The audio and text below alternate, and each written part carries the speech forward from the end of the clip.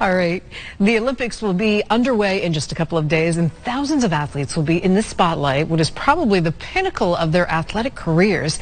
Just as important as their physical health is their mental health. And here to talk about the complexities of sports psychology is Dr. Peter Lucchio, clinical psychologist at the Hartford Healthcare Bone and Joint Institute. Doctor, welcome. Thank you for having me. Thank you for being here. So how can athletes maximize their performance through sports psychology?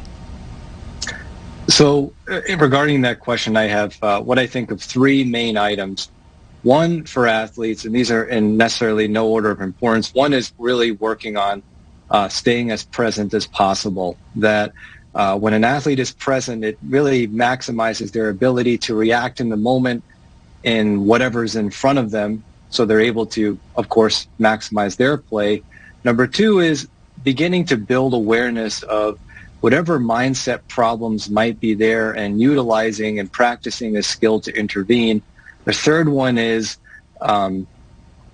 really focusing on effort rather than outcome. That the more we focus on the outcome of a sporting event, the more that we may start to feel anxious, the more we may start to feel like things are out of our control. And if we're able to combine all of those three things, we have a really potent intervention for mindset. Oh, that's cool. All right, what mental challenges do injured athletes face? Again, I think of these things in threes. One is oftentimes this sense of loss, that whenever, because sport means more to athletes oftentimes than just showing up and playing, it's their social network, it's how they deal with stress, it's part of their identity. And so an injury can create a sense of distance between an athlete and what they really value, and spending time and doing the things that they value. And so oftentimes there's a sense of grief. The other pieces are navigating pain that comes with injury and navigating the fear of re-injury.